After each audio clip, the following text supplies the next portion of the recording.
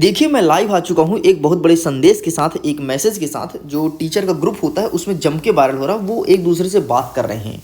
उनका कहना ये है कि सर इस बार बहुत सारे प्रश्न रीमॉड्यूल क्लासेस जो अभी लॉन्च हुआ है सेशन ईयर 2023-24 वहाँ से उठा करके और सीधे तौर पर पटक दिए गए हैं। तो यार जब इतना बड़ा मैसेज जम के वायरल हो रहा है, अभी तक किसी भी यूट्यूब चैनल द्वारा ये कवर नहीं किया गया है, एंड फाइनली मिडिल एजुकेशन अब आपके सामने प्रेजेंट करने जा रहा है। इतना ही नहीं, यहाँ से कौन कौन से प्रश्न बन रहे हैं रीमॉड्यूल से ये भी टिक कराऊंगा, और जिस क्वेश्चंस को टिक कर दूं अच्छे से पढ़ के जाना, डेफिनेटली तुम पेपर फाड़ दोगे, पूरा पूरा सेंटर खिला दोगे।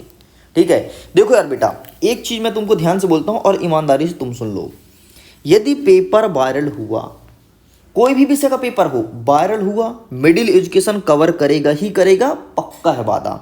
मैं ये नहीं कह रहा कि मैं सबसे पहले कवर करूं या सबसे बाद में, लेकिन मिडिल एजुकेशन के यूट्यूब चैनल में पेपर आएगा 200% श्योरिटी के साथ कहता हूं। ये तो हुआ पेपर की बात। अब आपका प्रश्न पत्र बना कहां से है? चलो ठीक है, सपोज करो पेपर वायरल नहीं हो रहा है, तो प्रश्न पत्र बना कहां से, टीचर कहां से बनाए हैं? सीधे उनसे कांटेक्ट करके और मोस्ट आईएमपी क्वेश्चन के नाम से उन सभी प्रश्नों को प्रोवाइड करा दूंगा। अब देखिए बहुत सारे बच्चे क्या करते हैं, मोस्ट आईएमपी सुनते ही वीडियो को स्किप कर देते हैं। बेटा इसमें तेरा घाटा, मिडिल एजुकेशन का कुछ नहीं जाता, समझ गए हो? अगर स्किप करोगे लॉस होगा। मिडिल एजुकेशन को जिसको कवर करता है डेफिनेटली बच्चे टॉप भी करते हैं। एंड फाइनली अगेन मैं कक्षा 9वीं के बच्चों को टॉप कराने के लिए इंग्लिश के रीमॉड्यूल से उन सभी प्रश्नों को लेकर के आ चुका हूं जो सीधे तौर पर अर्धवार्षिक परीक्षा में डाले गए हैं। रीमॉड्यूल पढ़ने से बहुत कुछ फायदा मिलेगा, तुम वीडियो में एंड तक बने रहो, देख लेना। एक नेक्स्ट लेवल का वीडियो होगा एंड तुम्हारा नॉलेज नेक्स्ट लेवल में होगा, और इंग्लिश का पेपर बहुत अच्छा जाने वाला है। भले तुमसे इंग्लिश पढ़ती नहीं आती तो क्या हुआ, गॉट इट? चलिए फटाफट वीडियो को स्टार्ट कर लेते हैं। देखो भैया, रीमॉड्यूल में सबसे पहले आपको मिलेगा आपका कुछ ब्लूप्रिंट वगैरह जो कि हमारे भी काम का नहीं है। अब देखो इंग्लिश का पेपर रहेगा, वो रहेगा 4 सेक्शन में। Section number A reading skills, section number B writing skills, and section number C आपको हो जाएगा ग्रामेटिकल पोर्शन, जो कि मैं कवर करूंगा। यहाँ पर नहीं दिया क्या? चलो ठीक है, ये दिया है। सेक्शन नंबर सी आपका grammatical portion, and section number D आपका 39 मार्क्स आएगा टेक्स्ट बुक से। ठीक, कोई दिक्कत नहीं, एक एक चीज़ मैं बता दूंगा कौन कौन सा चीज़ पूछा जाएगा। अब देखो बेटा, सबसे पहले तुम समझ लो पेपर का फॉर्मेट क्या रहने वाला है, पेपर कैसे लिखोगे। सेक्शन नंबर ए में 10 नंबर का प्रश्न पूछेगा, मतलब 2 passage. Section number B writing skills में नोट लिखने का सही तरीका क्या होना चाहिए। यदि आप टाइटल सही लिखते हो तो मिलता है 1 नंबर। ध्यान से देख लो, टाइटल सही लिखोगे तो मिलेगा 1 नंबर। यदि नंबरिंग सही से करोगे और इंडेक्स जो कि मैं बताया था कि 1, 1.1, 1.2, 1.3, यदि ये नंबरिंग सही करते हो तो इसका भी मिलता है 1 नंबर मेरे भाई। और जब तुम उसमें लिखने का प्रयास करते हो तो 1 नंबर, और जब पूरा पूरा नोट तैयार हो जाता है तो मिलता है 1 नंबर। इस प्रकार से आपको नोट टाइटल में नंबर मिलता है। अब मैं लेटर की बात कर लेता हूँ। यदि तुम लेटर का फॉर्मेट सही बनाते हो, फॉर्मेट दिखाऊंगा सही फॉर्मेट क्या है, उसमें मिलेगा 1 नंबर। यदि तुम करेक्ट बॉडी लिखते हो, मतलब किसके बारे में लिखना है, क्या कैसा, ठीक है, जो लिखते हो ना sir most respectfully I beg to say that, वो कहलाता है बॉडी, उसे लिखोगे तो 2 नंबर। और जब आपका अंतिम में जो एक्सप्रेशन रहेगा कि sir so I can not attend the school, please leave me 3 days, ऐसे लिखते हैं ना, उसे कहते हैं इम्प्रेशन, उससे इम्प्रेशन पड़ता है, उसका 1 नंबर मिलता है बेटा। इस प्रकार से 4 नंबर का लेटर और एप्लीकेशन लिखना होता है, समझ गए ना। अब लॉन्ग कंपोजिशन देख लो कैसे लिखते हैं। लॉन्ग कंपोजिशन मतलब एक चित्र दे दिया, चित्र को देख करके इंग्लिश में लिखो। ये तुम्हारा लैंग्वेज सही है तो 1 नंबर लैंग्वेज का मिलता है। ये तुम्हारा कंटेंट सही है तो उसका 2 नंबर, और यदि उसका एक्सप्रेशन सही है कि अरे बाप रे क्या चीज़ लिख दिया यार, हाय हाय दिल को घायल कर दिया, यदि इस प्रकार से लिखोगे तो 2 नंबर यहाँ से मिलेगा। ठीक, आगे समझना बात को। चलें तो हम आगे बढ़ते हैं और फिर आगे डिस्कस करते जाएंगे कि किस किस प्रकार से पूछा जाएगा आपके पेपर में और किस प्रकार से आंसर लिखना है। तो सबसे पहले ये रहा आपके सामने लेटर। लेटर 2 प्रकार के होते हैं, फॉर्मल और इनफॉर्मल। ये सब मैं डिस्कस किया हूँ पेपर के दौरान में, ये सब बताने की जरूरत नहीं है। देखो लेटर में कौन कौन सा पूछा जाएगा। सबसे पहले आप देख लो, यहाँ पे लिखा है कि write a letter to your friend, अपने फ्रेंड को इनवाइट करो, क्यों, समर हॉलीडे प्रोग्राम। भैया ये वाला प्रश्न डाला गया है कक्षा 9वीं के बच्चों के पेपर में। ठीक, तो इसका स्क्रीनशॉट ले लो। सेम टू सेम ये प्रश्न नहीं आएगा, मैं बता देता हूँ, यहाँ पर नाम बस चेंज रहेगा, बाकी पूरा सेम टू सेम डाला गया है। लो भैया स्क्रीनशॉट, उत्तर भी दिया है। अब मत बोलना कि सर उत्तर कहाँ मिलेगा, पूरा का पूरा रट मारो, देख लेना, अगर नहीं आया तो बोलना। ठीक है, क्योंकि भैया अंदर की बात निकाल कर लाया हूँ। नेक्स्ट क्या कहता है, कॉन्ग्रेचुलेसन देता है, नहीं पूछा जाएगा इस बार, नहीं आएगा, 10वीं के बच्चों में आ रहा है, तुम तो 9वीं के हो ना। चलो भैया ये देख लो। नेक्स्ट, अपने फ्रेंड को इनवाइट करना है, सिस्टर को, किसमें, मैरिज के लिए, ये आएगा आपके सेट नंबर बी में। लो भैया ये सेट नंबर बी का प्रश्न बता दिया, ये आएगा आपके सेट नंबर ए में। अब दोनों पढ़ना, अभी नहीं पता कि तुम्हारे स्कूल में कौन सा सेट आएगा, ये मत समझना कि त्रैमासिक में हमारे यहाँ सेट नंबर ए आया तो ए ही आएगा, नहीं। तो लो सेट नंबर ए बी दोनों को प्रश्न बता दिया, बस 2 यहाँ से कर लो, इतना तू कर ले, बस भैया टॉप कर जाएगा। समझ गए जी। अब आगे बढ़ते हैं और फॉर्मेट बताते हैं आपको फॉर्मल लेटर लिखने का। फॉर्मेट कुछ इस प्रकार से रहेगा, हम टिक कराते हैं प्रश्न में कौन कौन सा पूछा जाएगा। ये नहीं पूछा जाएगा इस बार, ठीक है, पहले उनका डालने का चल रहा था एक प्रश्न को, लेकिन फिर उन्होंने स्किप कर दिया। नेक्स्ट क्या कहता है, अरे भैया write an application to principal your school, request him to issue character certificate. लेकिन कैरेक्टर सर्टिफिकेट, ध्यान सुन लो 3 चीज़, कैरेक्टर सर्टिफिकेट, आपका टीसी हो गया, आपका एसएलसी, तीनों सेम चीज़ है, सेम ही फॉर्मेट में लिखा जाता है। तो इसका स्क्रीनशॉट ले लो, ये अथवा वाला प्रश्न है, ये किस सेट का, तो सेट नंबर बी का है, ये भी बता देता हूँ। लेकिन ये सब बात किसी को बताना मत, ठीक है, किस सेट का है, ये फिर बहुत ज़्यादा हो जाएगा, ठीक, तो ये मत बताना, बस इतना तुम कर लो, बस हो गया। इसका स्क्रीनशॉट ले लो। चलिए साइड करते हैं, नेक्स्ट आगे बढ़ते हैं। नेक्स्ट कहता है कि ट्रांसफ़र सर्टिफिकेट, देखो जो मैं ऊपर बताया हूँ कि एक ही फॉर्मेट में लिखा जाता है, मैंने फॉर्मेट की डिस्कस किया था, तो ये रहा भैया, ठीक। तो सीसी और टीसी दोनों को अच्छे से कर लेना, दोनों को अच्छे से कर लेना, दोनों में से एक सेट नंबर बी में आ रहा है। Got it. नेक्स्ट कहते हैं फुल फी कंसेशन, इन सबको मैं टिक कराया हूँ, लेकिन कक्षा 10वीं में आ रहा है, इसे स्किप कर दो, बस इतना तुम कर लेना, ठीक है।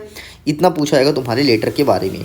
अच्छा, बच्चों को मैंने प्रश्न होगा कि सर वो कहाँ से आएगा, पैसेज वगैरह तो तुमने बताया नहीं। तो देखो बेटा, पैसेज के लिए आपको यहाँ से नहीं पढ़ना है, पैसेज आपको पढ़ना है आपके प्रश्न बैंक से, जिसको मैंने टिक कराया है, वहाँ से पैसेज करो। और कुछ पैसेज और कुछ नोट आपके आ रहे हैं गूगल से सर्च करके वो दे रहे हैं, ठीक। तो ये प्रॉपर वे में क्वेश्चन तो मुझे नहीं बताया गया है, लेकिन कुछ वहाँ से आ रहे हैं, इसलिए आपको उसको स्किप करना है, केवल उसको फॉर्मेट देखना कि लिखने का तरीका क्या है। और ये फॉर्मेट यहाँ पर मैं बता दिया हूँ कि कैसे कैसे एक नंबर मिलेगा, ठीक, तो वहाँ से तुम कवर कर लेना। चलें आगे बढ़ते हैं, हम बढ़ते हैं सेक्शन नंबर सी की तरफ। सेक्शन नंबर सी में कौन कौन से प्रश्न पूछे जाएंगे, देखो भैया। सबसे पहले question number first, question number third, इन सभी क्वेश्चंस को मैंने टिक करा दिया क्वेश्चन बैंक से। ये सभी क्वेश्चन बैंक से आ रहे हैं, ठीक है, ये क्वेश्चन बैंक से लिख देता हूँ, ये पूरे क्वेश्चन बैंक से आ रहे हैं, यहाँ से नहीं आ रहे हैं, मतलब यहाँ से पढ़ सकते हो, लेकिन क्वेश्चन बैंक से आ रहे हैं। तो क्वेश्चन बैंक में टिक कराया हूँ। अगर वीडियो आपने अभी तक नहीं देखा तो जाओ जा करके देखो, क्वेश्चन बैंक से पूरे क्वेश्चंस बन रहे हैं, ठीक। इसका आंसर अवेलेबल है, ये रहा आपके सामने। अब आगे बढ़ते हैं, तो एक है डू एज डायरेक्टेड, जो डू एज डायरेक्टेड है वो भी आपके क्वेश्चन बैंक से बन रहा है, ठीक। अब देखो रीडिंग कंप्रेहेंसिव पैसेज लिखने का सही तरीका। आपके परीक्षा में 2 पैसेज पूछा जाएगा, ठीक है, 5 नंबर का एक पैसेज, दूसरा पैसेज 5 नंबर का रहेगा। 2 पैसेज रहेंगे, एक पैसेज में 5 प्रश्न, दूसरे पैसेज में 5 प्रश्न, जिस प्रकार से तुमने त्रैमासिक में देखा था, ठीक है।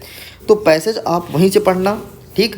कुछ पैसेज यहाँ पर दिया गया है जिसको मैं टिक करा देता हूँ, बाकी आपको पढ़ना अपने क्वेश्चन बैंक से है। ये रहा पहला नंबर, ठीक, क्वेश्चन बैंक में टिक कराया हूँ, वही चीज़ रिपीटेड है, ये देख सकते हो, ठीक। नेक्स्ट ये नहीं आ रहा इस बार। नेक्स्ट ये पैसेज भी नहीं पूछा जाएगा, टेंशन मत लो, जो आएगा मैं बता दूंगा। Passage number 4 please take a screenshot, ठीक है, टिक करा दिया है पहले ही, ठीक है। नेक्स्ट ये भी स्किप करो।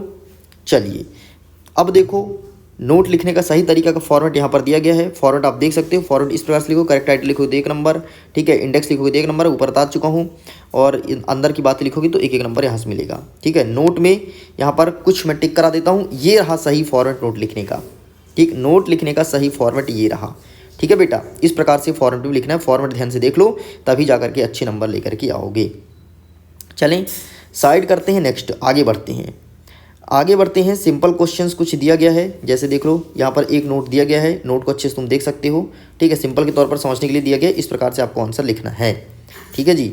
चलिए आगे बढ़ते हैं, नेक्स्ट अब आपका हो गया यहाँ से सेक्शन नंबर डी का है ये, ठीक, सॉरी सेट लिख गया, section number D. Section number D जो आपके क्वेश्चंस आएंगे, तो क्वेश्चंस कहाँ से आ रहे हैं ये फिक्स नहीं है, ठीक है, तो इसको मैं टिक नहीं करा रहा हूँ ना, तो आपके क्वेश्चन पर टिक कराया हूँ, ये क्वेश्चन क्योंकि फिक्स नहीं होते हैं, कहाँ से पूछा जाएगा। लेकिन इतना है कि री मॉड्यूल में कितने प्रश्न दिए गए हैं, आपका 45 दिया है, 45 में 45 को अच्छे से कर लेना, 45 में 45 को अच्छे से कर लेना। पूरे के पूरे प्रश्न यहीं से आएंगे, लेकिन ये फिक्स नहीं कि कौन सा आ रहा है, मतलब 45 में से 5 प्रश्न यहीं से आएंगे। आपको देखना बस तो है यार, प्रश्न देखना और उत्तर नीचे दिया गया है। री मॉड्यूल अगर तुमने डाउनलोड नहीं किया है तो टेलीग्राम पर मैं भेज दूंगा, वहाँ से जाकर डाउनलोड कर लो। वैसे पहले भी मैं सेंड कर ही दिया था, ठीक। तो यहाँ से देख लेना। आगे देख लेते हैं राइटिंग। अब आपको कैसे लिखना है अपना एसे वगैरह, इसके बारे में बात करेंगे, ठीक। एसे राइटिंग में लैंग्वेज का मिलता है आपको 1 नंबर। कंटेंट जो हेडिंग वगैरह डालते हैं उसका मिलता है 2 नंबर, और जो एक्सप्रेशन होता है, जो कंक्लूजन होता है, उसका मिलता है 2 नंबर। इसीलिए कंक्लूजन हमेशा लिखो, कुछ लिखो या ना लिखो, ठीक है। अब ऐसा नहीं कि कुछ लिखो या ना लिखो, कंक्लूजन बस लिख के चले आओ 2 नंबर मिल जाएगा, नहीं। आपको लैंग्वेज पे ध्यान देना है, कंटेंट पे जो फॉर्मेटिंग करते हो, और कंक्लूजन लिखना 5 नंबर इस प्रकार से मिलता है, ठीक। बाकी यहाँ पर देख सकते हैं एक एक चीज़ लिखा गया है, रीड कर सकते हो। यदि तुम अच्छे समझना चाहते हो मुझे बता देना, तो एक अलग से वीडियो ला करके अच्छे समझा दूंगा, क्योंकि अभी मैं मोस्ट IMP क्वेश्चंस बता रहा हूँ, इसलिए यहाँ पर ज़्यादा डिस्कस नहीं कर रहा हूँ, ठीक। अब देखो एसे में कौन सा आ रहा है, ध्यान से देख लो। एन इंडियन फेस्टिवल, ये पूछा जाएगा आपके एसे में। इसे अच्छे से प्रिपेयर कर लेना, पूरा एसे लिखा गया है, बाकायदे कलर्ड है। तो जो अच्छा लगे वो आपको, मतलब जहाँ से अच्छा लगे वहाँ से आपको तैयारी करनी है। बाकी मैं तो कहता हूँ यहीं से पढ़ के जाओ, पूरा जब पेपर यहीं से बन रहा है यहीं से पढ़ो ना, क्या दिक्कत है। लो पढ़ो, स्क्रीनशॉट ले लो, ठीक है। अब सेंटेंस मेकिंग में देख लो, लिखा है छात्र स्वयं छोटे छोटे वाक्य हेतु प्रयास करें, मतलब अपने भाषा में आपको इसे लिखना है, ये नकल पूरा नकल करने की कोशिश नहीं करनी है, ठीक। यदि अपने से लिख सकते हो देन बेहतर है, नहीं लिख सकते तो कोई दिक्कत नहीं। अब आगे बढ़ते हैं कि जो आपकी किताब से पैसेज आएगा वो कौन कौन सा पूछाएगा। तो पहला पैसेज नहीं आ रहा है, ठीक है। दूसरा पैसेज भी नहीं आ रहा है, तीसरा पैसेज नहीं आ रहा है, ठीक है। चौथा पैसेज भी नहीं आएगा, 5वां पैसेज भी नहीं आएगा, 6वां नंबर आप देख लो, अच्छे से टिक कर लेना, ठीक है। किस सेट में आ रहा है ये कंफर्म नहीं है, ठीक है। 7वां नंबर अच्छे से देख लीजिए, इसे भी अच्छे से प्रिपेयर कर लेना, ठीक। चलिए आगे बढ़ते हैं। 8वां नंबर नहीं आ रहा है, कोई दिक्कत की बात नहीं है। 9वां नंबर भी नहीं आ रहा, कोई दिक्कत नहीं। 9वां नंबर ये भी नहीं आ रहा है, ठीक। चलिए अब आते हैं एक्सट्रैक्ट फ्रॉम पोएट्री, यहाँ से कौन कौन सा प्रश्न पूछेगा। सबसे पहले इस चीज़ को तुम अच्छे से प्रिपेयर कर लेना, इसका स्क्रीनशॉट ले लो।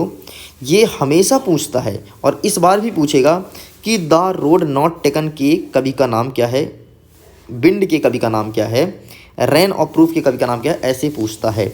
लेकिन इसमें भी महत्वपूर्ण कौन कौन से, इसको मैं टिक करा देता हूँ, ठीक। इसमें भी महत्वपूर्ण है भाई। पहला number the road not taken के कवि का नाम आपको पता होना चाहिए, ध्यान से देख लो, टॉप करना चाहते हो तो। विंड के कवि का नाम आपको पता होना चाहिए, ये 2 चीज़ पूछेगा, ठीक है। नेक्स्ट और एक क्या आता है, बस 2 ही चीज़, दोनों की कवि का नाम आपको पता चाहिए, बाकी कोई नहीं पूछेगा, टेंशन की कोई बात नहीं है, ठीक। अब कुछ पैसेज पे टिक करा देता हूँ जो कि पोएट्री फॉर्म से पूछेगा।